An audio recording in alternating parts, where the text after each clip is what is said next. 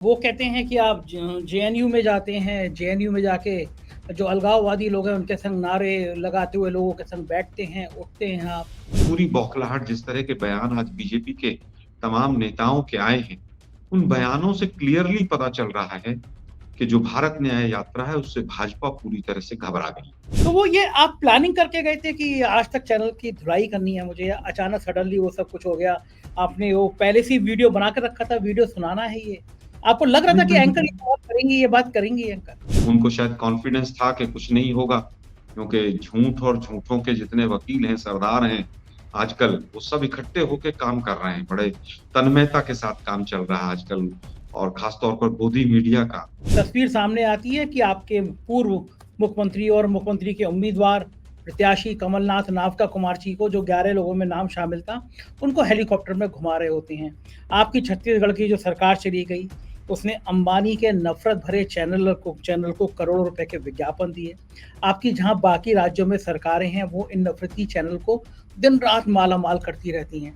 तो आप लोग भी तो इन्हीं लोगों को, जो आप टारगेटेड, आपके पता है कि ये लोग हिंदू मुसलमान का झगड़ा करके माहौल बना रहे हैं, आप लोग भी तो उनको उपकृत करते हैं।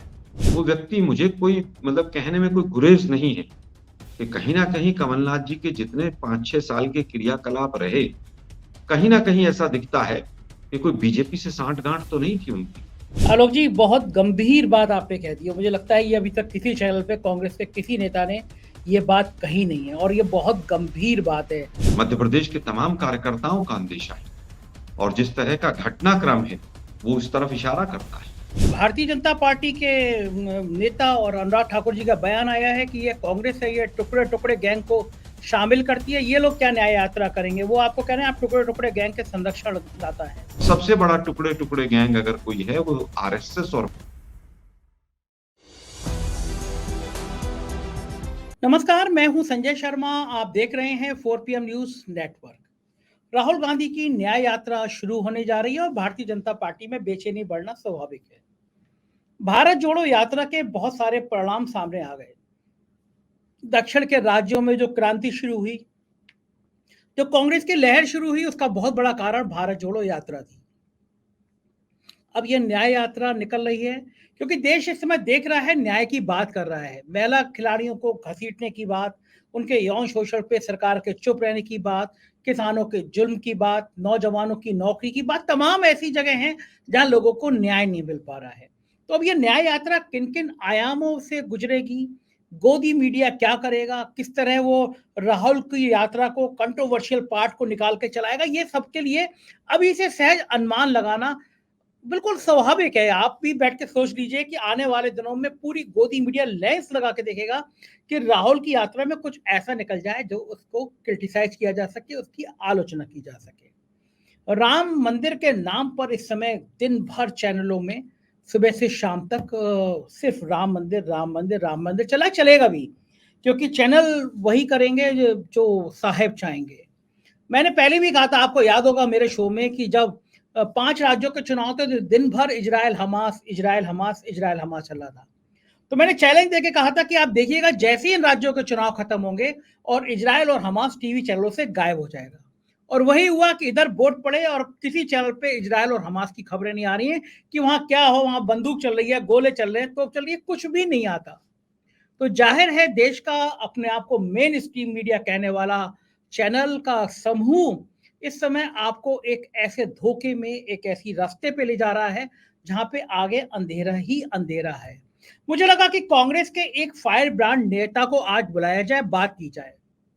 पिछले दिनों वो आज तक चैनल पे थे, और आज तक चैनल पे उन्होंने, एंकर ने जब प्रधानमंत्री के भाषण का, शहादत को चुनाव में लेने का जब जिक्र किया, और उन्होंने उस एंकर महोदया की जो खिंचाई करी, वो पूरी दुनिया में वायरल हो गई। ये मेरे पास ही सैकड़ों लोगों ने वो वीडियो भेजी। मैं बात बिल्कुल आप सही समझे, मैं आलोक शर्मा की बात कर रहा हूँ। मैंने उनसे बात करी, चूंकि वो बहुत फायर ब्रांड प्रवक्ता है कांग्रेस के, बड़ा खुल के, बड़ा सीधा बोलते हैं। आज उन्होंने मुझसे कुछ बहुत तीखी तीखी बातें करी। मैं उनके बयानों पे देख के चौंका। उन्होंने कहा कि, मैंने उनसे पूछा कि अनुराग ठाकुर कह रहे हैं कि आप टुकड़े टुकड़े गैंग हैं, तो उन्होंने कहा, एकदम स्पष्ट कहा कि असली टुकड़े टुकड़े गैंग तो आरएसएस और भारतीय जनता पार्टी है। संघ पे इतना तीखा हमला करने से आमतौर पे वो बचते हैं। और फिर मध्य प्रदेश के चुनाव को लेकर, कमलनाथ को लेकर उन्होंने जो सनसनीखेज आज खुलासे 4 PM पे किए हैं, वो सुनकर आप हैरान हो जाएंगे।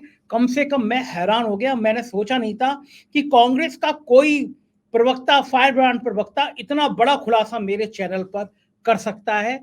मैं ले चलता हूं आपको आलोक शर्मा जी के पास। पूरा इंटरव्यू सुनिएगा, तब आपको समझ आएगा कि आज इस इंटरव्यू में कितने बड़े बड़े बम फोड़े हैं आलोक शर्मा ने। चलते हैं सीधा उनके पास। आलोक जी, स्वागत है आपका 4 PM में। 3-4-5 महीने बचे हैं चुनाव में। इंडिया गठबंधन के संग साझा करके रैलियां होनी चाहिए थी, लेकिन अचानक आपने कांग्रेस पार्टी ने, राहुल गांधी ने न्याय यात्रा की शुरुआत कर दी। तो क्या ये बेहतर नहीं होता कि पहले इंडिया गठबंधन की मीटिंग में इस न्याय यात्रा की बात होती, संगी साथी तय होते कि उत्तर प्रदेश में आएंगे तो जयंत चलेंगे, राहुल अखिलेश चलेंगे, बिहार में जाएंगे तो नीतीश चलेंगे। इस जगह ये रूट में भले ना हो, लेकिन अगर रूट में जो जो राज आ रहे हैं, उनके राज के जो सहयोगी हैं इंडिया गठबंधन में, उनसे विमर्श होता, तब शुरुआत होती, ज्यादा बेहतर नहीं था? देखिए, मुझे लगता है कि यात्रा जो है ये एक तो भारत के लिए न्याय की यात्रा है। और जहां तक बात इंडिया गठबंधन की है, तो मैं 4 PM के दर्शकों को बता देना चाहता हूं कि काफी लोगों से बात हो गई होगी। मुझे ऐसा, मेरे पास जो मेरे सूत्र कह रहे हैं कि काफी लोगों से बात हो गई है। और तमाम लोग जिस जिस राज्य में जो मजबूत है, जहां पर इंडिया गठबंधन का जो भी सदस्य वहां पर रहेगा, मुझे पूरी उम्मीद है कि उनसे बातचीत के बाद ही चीजें आगे बढ़ी हैं। और बहुत जल्द उनको निमंत्रण के माध्यम से मुझे लगता है कि वो पूरी तरह से शामिल होंगे इस यात्रा में, और ये एक सफल यात्रा रहेगी। आलोक जी, भारतीय जनता पार्टी के नेता और अनुराग ठाकुर जी का बयान आया है कि ये कांग्रेस है, ये टुकड़े टुकड़े गैंग को शामिल करती है, ये लोग क्या न्याय यात्रा करेंगे? वो आपको कह रहे हैं आप टुकड़े टुकड़े गैंग के संरक्षण दाता हैं। देखिए, 10 वर्षों से उनकी सरकार है, और जिस तरह से राजनीतिक अन्याय हुआ है, 150 के करीब सांसदों को बाहर किया गया, जिस तरह से आर्थिक विषमता बढ़ी है, जिस तरह से सामाजिक विभाजन हुआ है, प्रशासनिक उत्पीड़न जिस तरह से दिख रहा है, मजदूरों की आत्महत्या बढ़ी है, युवाओं को रोजगार नहीं मिल रहा है, और महिलाओं का भी, पहलवानों का आपने देखा, तो जिस सरकार में इतने अन्याय हुए हों, उनको कम से कम नैतिक अधिकार नहीं है। अब बात आती है, टुकड़े-टुकड़े गैंग शब्द का इस्तेमाल किया उन्होंने। वो केंद्र के मंत्री हैं, और संसद के पटल पर गृह मंत्री महोदय ने कहा कि इस तरह का कोई टुकड़े-टुकड़े गैंग हिंदुस्तान में नहीं। लेकिन मैं कहना चाहता हूं कि हिंदुस्तान में टुकड़े-टुकड़े गैंग है, और सबसे बड़ा टुकड़े-टुकड़े गैंग अगर कोई है, वो आरएसएस और भाजपा है। इन्होंने किसी को नहीं छोड़ा, पूरे देश को टुकड़ों में विभाजन करने का काम किया है। मणिपुर का क्या हाल किया है इन्होंने, पूरे देश ने देखा है। किस तरह से इन्होंने तमाम दलों के नेताओं को तोड़कर अपनी सरकारें बनाई और सरकारें गिराई हैं, वो पूरे देश ने देखा है। तो असली में अगर कोई टुकड़े-टुकड़े गैंग है, तो बीजेपी और आरएसएस है। आप वो कहते हैं कि आप जेएनयू में जाते हैं, जेएनयू में जाके जो अलगाववादी लोग हैं उनके संग नारे लगाते हुए लोगों के संग बैठते हैं, उठते हैं आप? देखिए, जेएनयू में संजय भाई, जब नारे लगे, वो सीडी में भी तमाम तरह के पेच पाए गए। बहुत से लोगों ने कहा फेक है। हाई कोर्ट ने पहली डेट के ऊपर जिन लोगों के नाम आए उनको जमानत दे दी। और अब तो उनकी सरकार को इस घटना को घटे लगभग 5 साल हो गए। तो इस सरकार और दिल्ली पुलिस जो गृह मंत्रालय के अधीन है, क्या वो पकौड़े तल रहे थे? अगर इस तरह की वहां पर कोई भी बात थी, तो अभी तक सजा क्यों नहीं दिलवाई गई? केंद्र में कानून व्यवस्था, राज्य की, यहाँ पर दिल्ली की गृह मंत्रालय के अधीन है गृह पुलिस, जो गृह मंत्रालय के अधीन है दिल्ली पुलिस पूरी तरह से। तो दूसरों पर आरोप लगाना, लेकिन मैं कहूंगा ये पूरी बौखलाहट, जिस तरह के बयान आज बीजेपी के तमाम नेताओं के आए हैं, उन बयानों से क्लियरली पता चल रहा है कि जो भारत न्याय यात्रा है, उससे भाजपा पूरी तरह से घबरा गई। आलोक जी, ये आप अपनी बात में ये डायलॉग बीच में से इनपुट कहाँ से ले आते हैं? अब आपने अच्छी खासी बात हो रही थी, आपने पकौड़े तलने वाली बात कह दी। ये आपने सुबह आप डिक्शनरी में कुछ शब्द नोट कर लेते हैं कि यही शब्द बोल रहे हैं आज? नहीं, ऐसा नहीं है। देखिए, मोदी जी का ये फेवरेट डायलॉग है कि पकौड़े तलना भी जो है, वो रोजगार है। और रोजगार के लिए किस तरह से आज देश का युवा चारों तरफ भाग रहा है।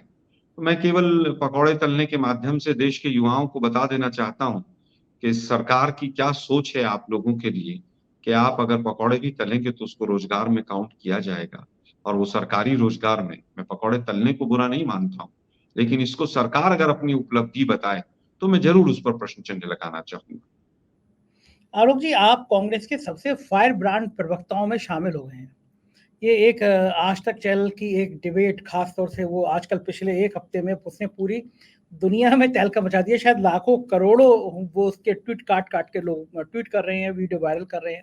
तो वो ये आप प्लानिंग करके गए थे कि आज तक चैनल की धुलाई करनी है मुझे, या अचानक सडनली वो सब कुछ हो गया? आपने वो पहले से ही वीडियो बना के रखा था, वीडियो सुनाना है ये? आपको लग रहा था कि एंकर ये बात करेंगी, ये बात करेंगी एंकर? नहीं संजय भाई, देखिए, जब धारा 370 और तमाम विषयों पर जब बात होती है, तो हम भी थोड़ी अपनी तैयारी के साथ बैठते हैं कि किसने कब क्या कहा था। और वो बाई चांस वाली बात भी थी कि वो उसी समय पर कुछ हमारा जो कलेक्शन होता है उसमें सामने ही था, तो हमने तुरंत निकाल कर चला दिया। उनको शायद कॉन्फिडेंस था कि कुछ नहीं होगा, क्योंकि झूठ और झूठों के जितने वकील हैं, सरदार हैं, आजकल वो सब इकट्ठे होके काम कर रहे हैं। बड़े तन्मयता के साथ काम चल रहा है आजकल, और खास तौर पर गोदी मीडिया का। आज आप देख रहे होंगे किस तरह से वो लोग बिल्कुल तारतम्यता के साथ चलते हैं। जब तक 4 राज्यों का चुनाव था, तो तमाम मीडिया चैनल्स के लोग वहाँ इज़राइल में हमास-हमास कर रहे थे, और जैसे ही चुनाव खत्म हुआ, तो सब अगली फ्लाइट पकड़ के दिल्ली आ गए।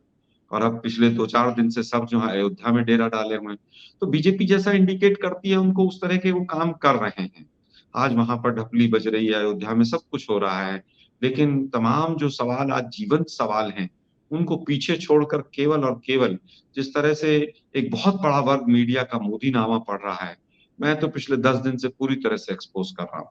अभी एक न्यूज़ चैनल है, मैं नाम नहीं लेना चाहूँगा, उसने एक ओपिनियन पोल शुरू कर दिया है।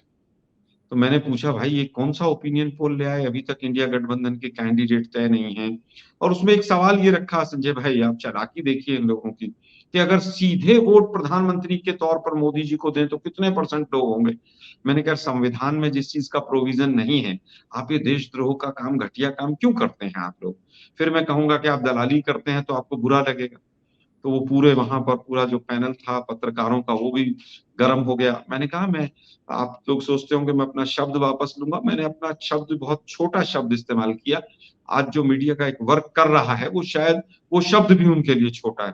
तब फिर वो थोड़े ठंडे हुए। तो ओपिनियन पोल, एग्ज़िट पोल के बहाने किस तरह से, मतलब एक पूरी एक बिसात बिछा दी गई है। आज इस हफ्ते एक चैनल करेगा, दूसरे हफ्ते दूसरा करेगा, तीसरे हफ्ते तीसरा करेगा।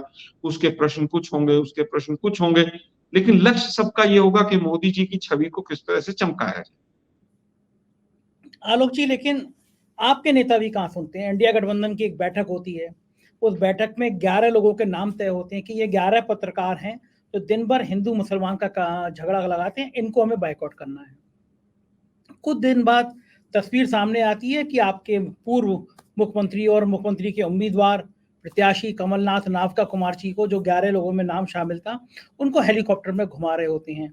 आपकी छत्तीसगढ़ की जो सरकार चली गई, उसने अंबानी के नफरत भरे चैनल को करोड़ों रुपए के विज्ञापन दिए। आपकी जहां बाकी राज्यों में सरकारें हैं, वो इन नफरती चैनल को दिन रात मालामाल करती रहती हैं।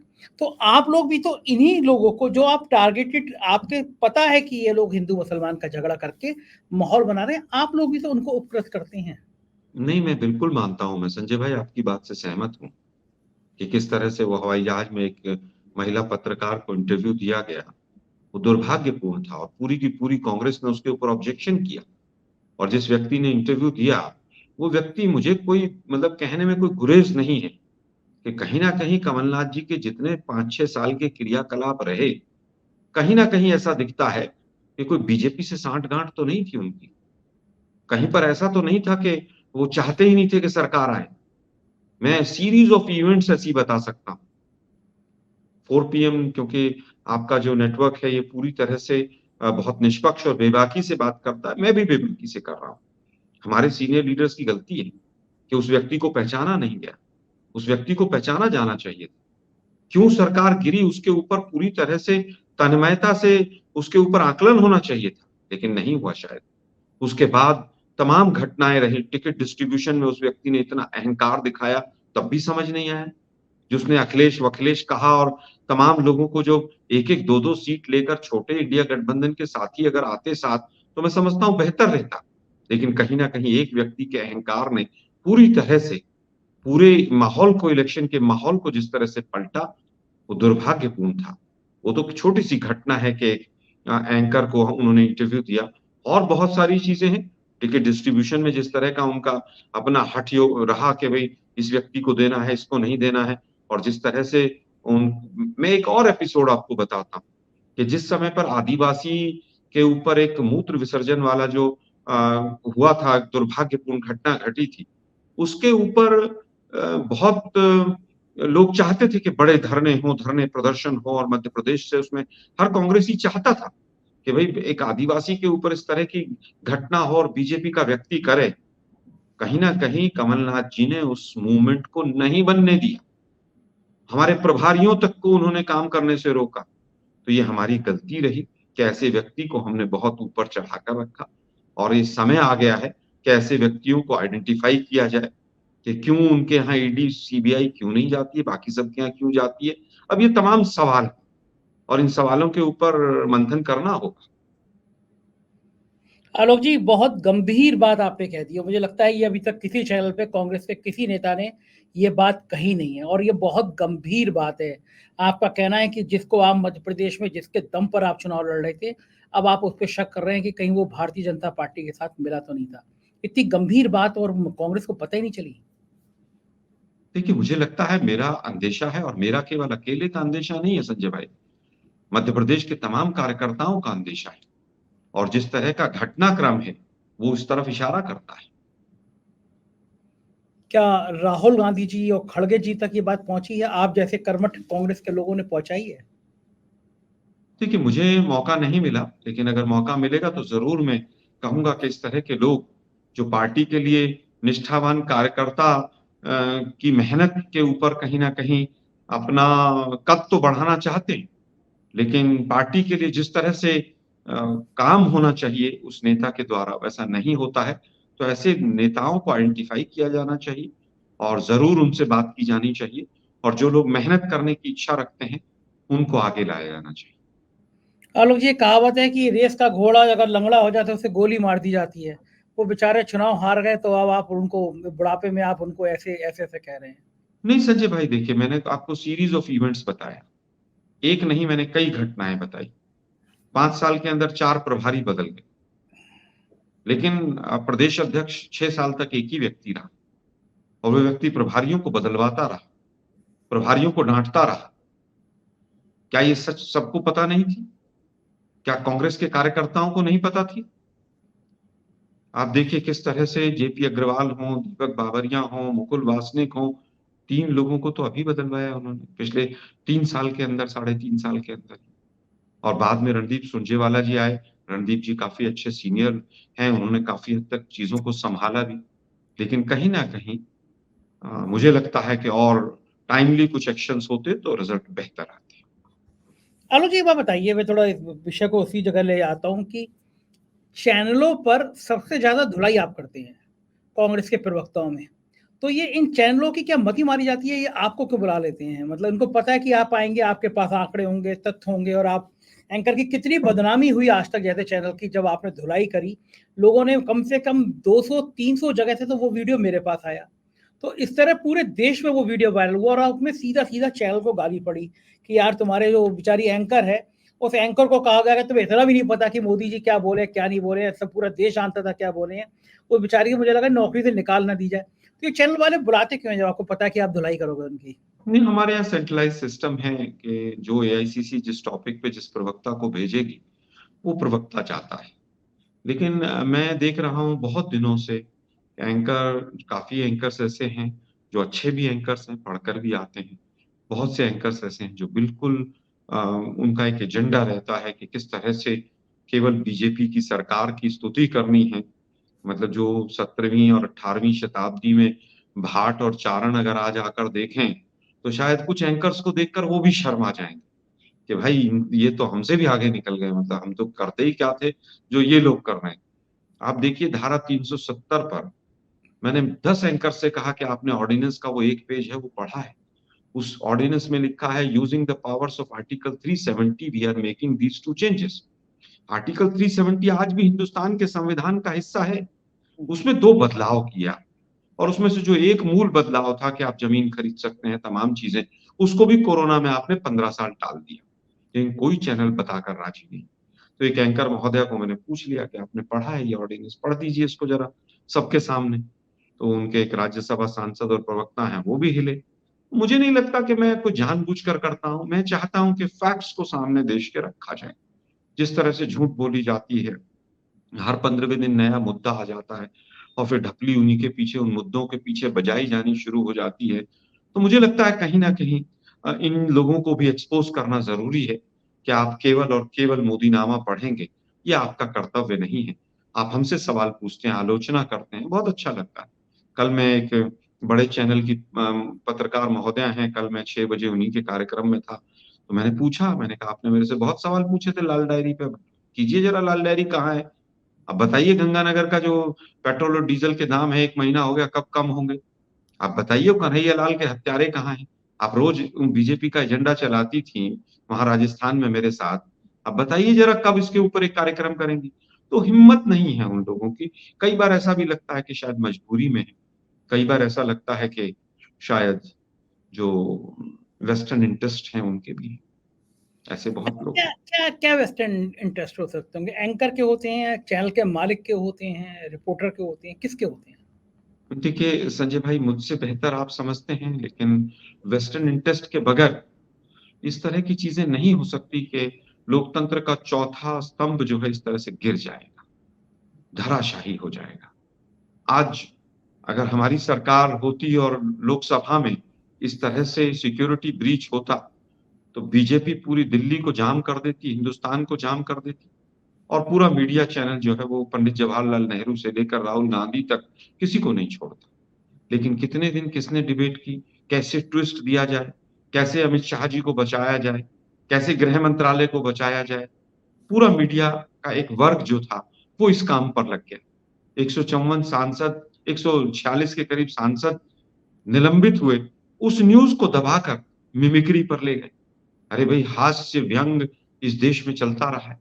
मैंने तो तमाम हास्य व्यंग देखे मीरा कुमार जी के, उनका एक वो था बैठ जाओ करके, तमाम चीज़ें बनती थी। ऐसा किसी ने नहीं कहा कि मैं मेरी जाति का अपमान हो गया। तो ऐसा लगता है सत्ता कुछ ऐसे हल्के लोगों के हाथ में चली गई है, जिनको मतलब हिंदुत्व भी ऐसा लगता है कि कुछ थोड़ा-सा 2 लोगों की स्टेटमेंट आ जाएगी, तो हिंदुत्व हिल जाएगा और अगर थोड़ा-सा किसी ने कुछ कह दिया, मिमिक्री कर दी, तो संवैधानिक पदों का मतलब हनन हो जाएगा। ऐसा नहीं है, भारतीय लोकतंत्र, भारतीय समाज बहुत मजबूत है। हास्य व्यंग जो है हमेशा से यहाँ राजनीति में चलता रहा है। लालू जी के तमाम बयान आज भी लोग याद करते हैं। अटल बिहारी वाजपेयी जी की जो वाक्पटुता और व्यंग्यता थी, वो क्या किसी ने नहीं सुनी और सब सम्मान भी करते थे। लेकिन आज ऐसा हो गया है कि बस कौन कितना स्तुति कर सकता है, वो चाहे संवैधानिक पद पर हो, चाहे बाहर हो। आज जब राष्ट्रपति महोदया बिल्कुल खामोश रहती हैं पहलवानों के मुद्दों पर, तमाम मुद्दों पर, जब उपराष्ट्रपति महोदय के ऊपर ये आरोप लगते हैं कि आप राजस्थान में बार-बार जाकर चुनाव को प्रभावित करने का काम कर रहे हैं। स्पीकर महोदया का मीडिया के माध्यम से पता चलता है वो सीएम की रेस में भाग रहे हैं राजस्थान में, तो स्वाभाविक है कि तमाम सवाल फिर उठेंगे। आलोक जी, बात करता हूँ न्याय यात्रा की। क्या लगता है आपको ये न्याय यात्रा 2024 के लोकसभा चुनाव में किस तरह असर डालेगी?